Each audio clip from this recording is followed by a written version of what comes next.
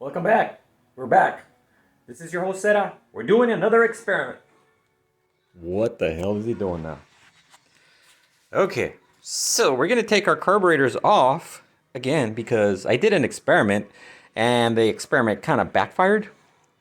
So I have to go back to the way it was and actually modify something else so that it doesn't run too rich when I stomp on it.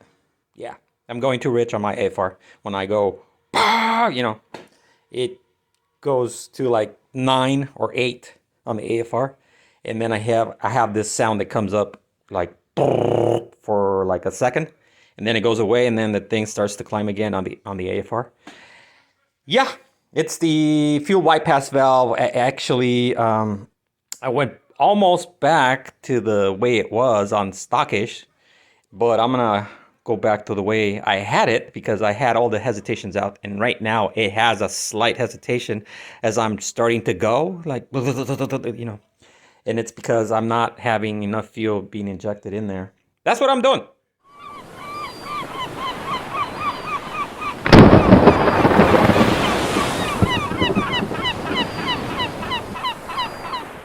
Okay, so my carburetors are out. Yeah, they look nasty because, yes, they are daily drivers.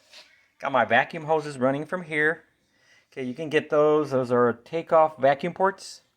I think CBE now carries them. I'm not really sure, but I think they carry them now. So you don't have to go to Europe online store. So what I was talking about a little while ago is actually that little valve right there.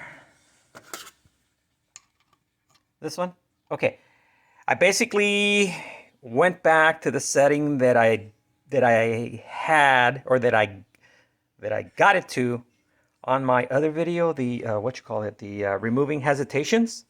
Okay, went back to, I think it was like 0.90 or 0.80, something like that. Anyways, I went 0.80 on the difference now using my caliper. This will make sense if you watch that removing hesitations. Okay, if you don't watch that, this is not making any sense. So I went back to that because I had gone to 0.20. Let's see. Yeah, I think that this is actually the setting on both of them right now, like 0.90 millimeters. Sorry about that. Anyways, and I went down to, because I was doing testing, and I said maybe I can get away with just a little adjustment, and I went to about that much, 20. Guess what? Hesitation came back. So we're going back to the previous settings that I had. So we're doing that, and also I'm also going to actually remove these plugs right here. That one, that one, that one, and that one. Why? Because apparently after 2 years of daily driving, I mean, I drive these every freaking day. Okay, daily driving, there is snot in there. Okay, there's dirt, grime, whatever, and it's building up and it's messing up the enrichment screw. Okay, sometimes you'll get it right, sometimes you won't. It'll mess it up, like completely mess it up. I had to put a drill in there and clean number 3. I think that would be this one right here. This one, there's probably a lot of snot in there, and basically we're just gonna say, how are you gonna cover that up, because I have to destroy that little plug, believe it or not. So I've been practicing on my practice carburetor, which is this one. And basically that's just a piece of hose with a little diode, a Schottky diode that I just using as a plug. That's it. Vacuum hose, and yeah, that's it. Just to cover up that hole. That's what I'm going to use as a plug for these. So if this happens again, I'll just take these plugs out, clean it out, and send it off. Now I could technically drill those little enrichment transitional ports, okay, for the fuel. You know, when you're opening the throttle, I can technically open them up, or even drill one more, but I'm not going to do that because I really wasn't having any problems in the transitional thing when I opened my throttle, when I had that one at around 80 to 90 millimeters, 0.80 to 90 millimeters. Okay, I had that little valve, and it no hesitation, so I don't see a reason to do that. So I'm not going to do that. Although the Spanish ones do have 5, and I hear that they work really good. But I'm not going to do that because I might open another can of worms that I don't want to deal with. Don't want to deal with it. So we're going to go ahead and actually drill that out.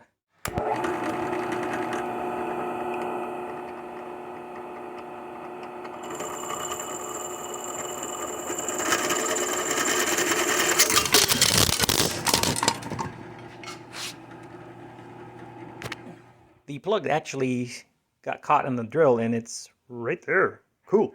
So this is what it looks like. You can see on that bottom hole, let me get a pointer.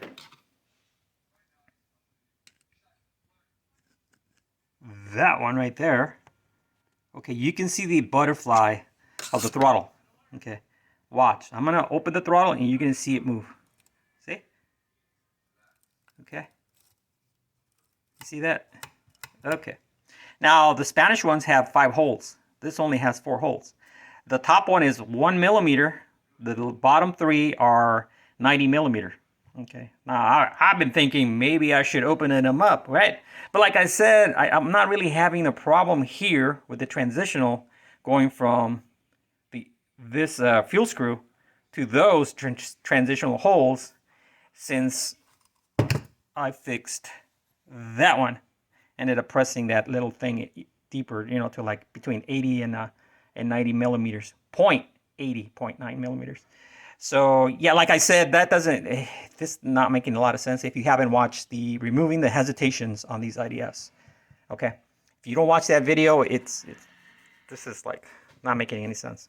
Okay, so I just want to clean it, make sure there's nothing in there, so that I don't have any more fuel enrichment problems. What was happening is basically like it would lean out like a lot, so I'd have to give it more, you know, open it up more counterclockwise to get more fuel in there, to get it to Stoich, and then more, and then all of a sudden, even if I went back to the previous setting, it was running super rich. It's like everything, something went completely wrong in here. So, and then I put in a drill, this in here, and actually that cleaned it out and it started working. So I'm just gonna check every single one of them. Okay, so I lied. I decided to actually drill it. Screw it. Yeah, we're drilling the very, very bottom one. We're gonna make it into a 100 or 1 millimeter, so that as soon as you crack the throttle, you get a little bit more fuel versus it going and then, you know, raising up the RPM. So that's what I'm doing. I'm not gonna touch the middle ones. Those are, I'm gonna leave at 90 millimeters, 0.90 millimeters. So, okay, that's what I'm doing. So even though it's very subtle, this hole right there is the same size as this hole up here. Okay, these two in the middle, they're 90. This is 100. This is 100 now. So I should be able to get just a hair more fuel. I didn't want to go any bigger because if you change those holes, you're gonna have to add more fuel here. Okay, so I expect maybe an eighth of a turn more of, you know, adjustment here. Might be so little that you don't even notice it. But yeah, you change the holes over here, it's going to change the amount of enrichment screw that turns that you're going to be doing here. I hope you guys are not lost on what I'm doing.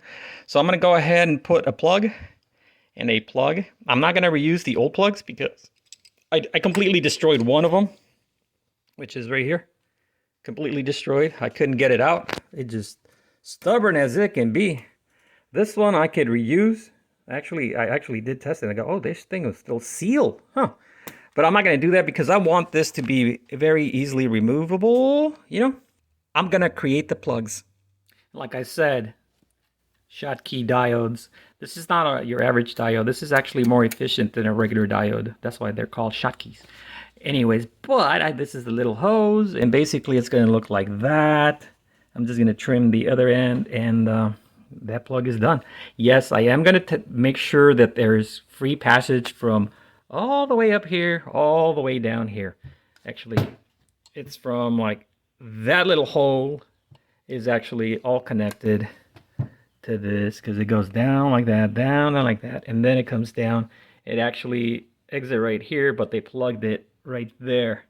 So I'm gonna blow some air through there with my compressor, and we should get a bunch of air over here. And that's pretty much it. Let's go ahead and do that right now. Like, yay.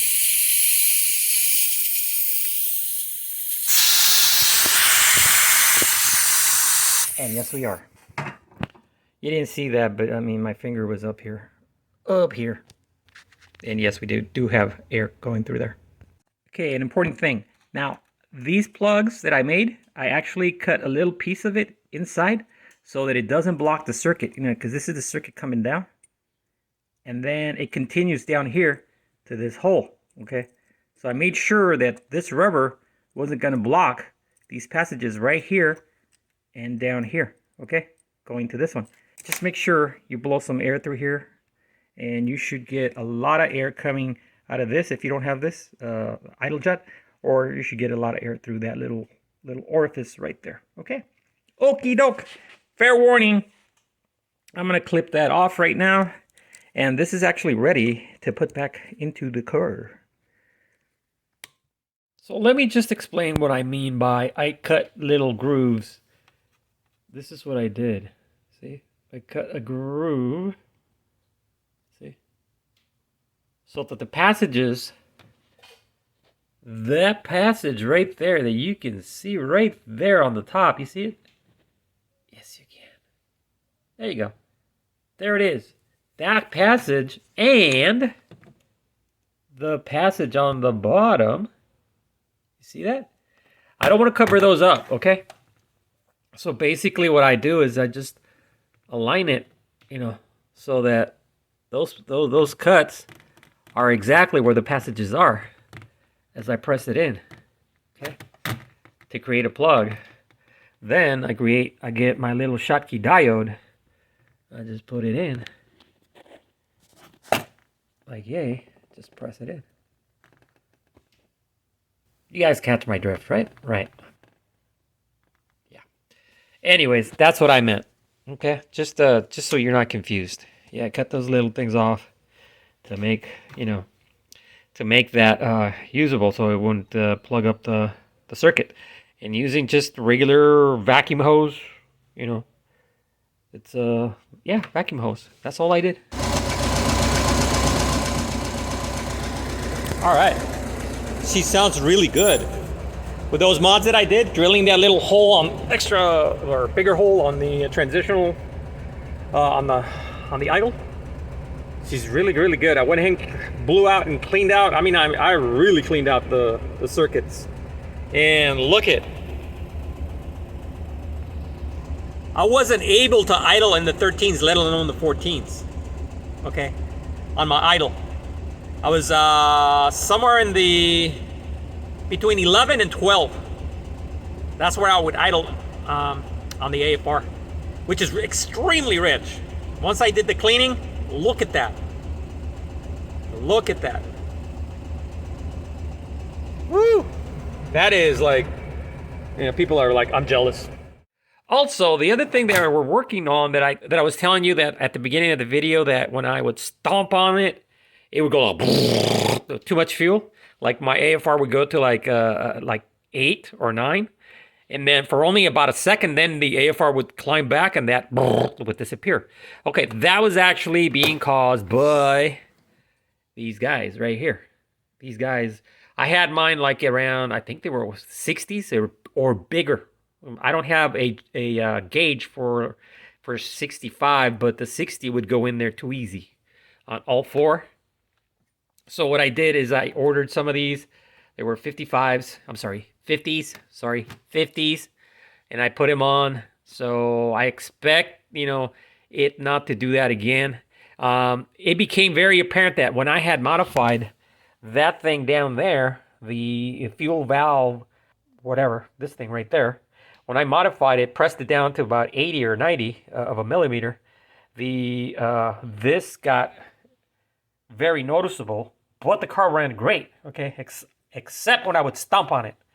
And I figured out very quickly that I needed to go down on these.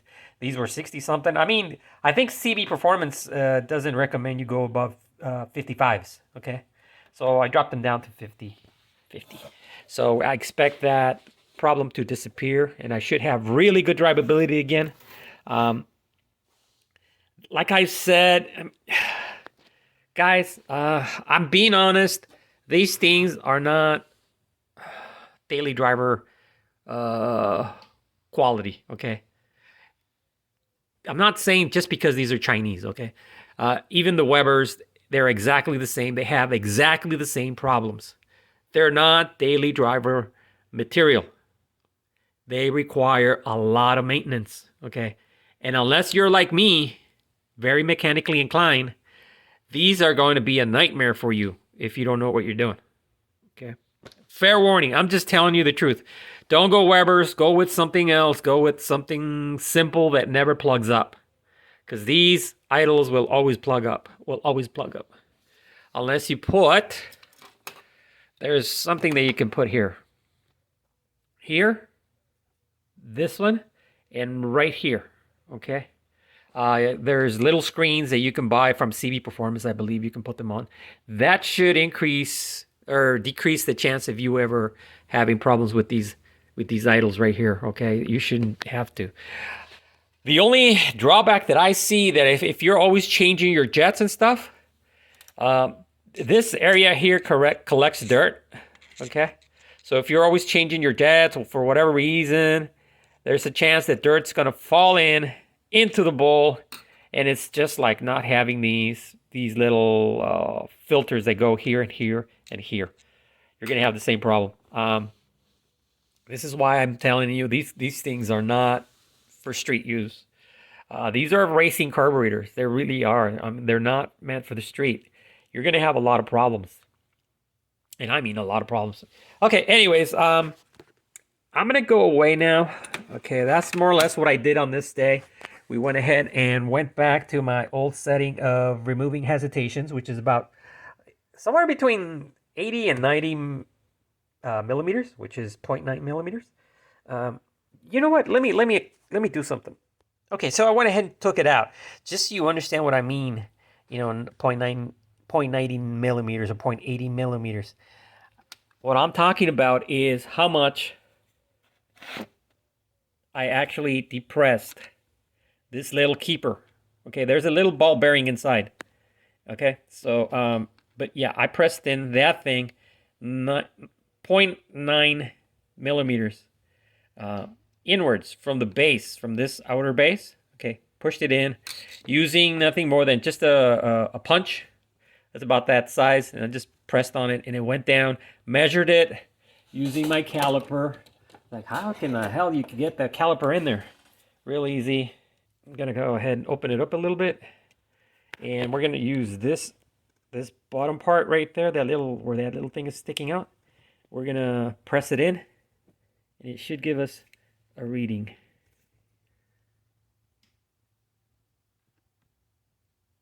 Okay, here we go. I'm gonna press it in.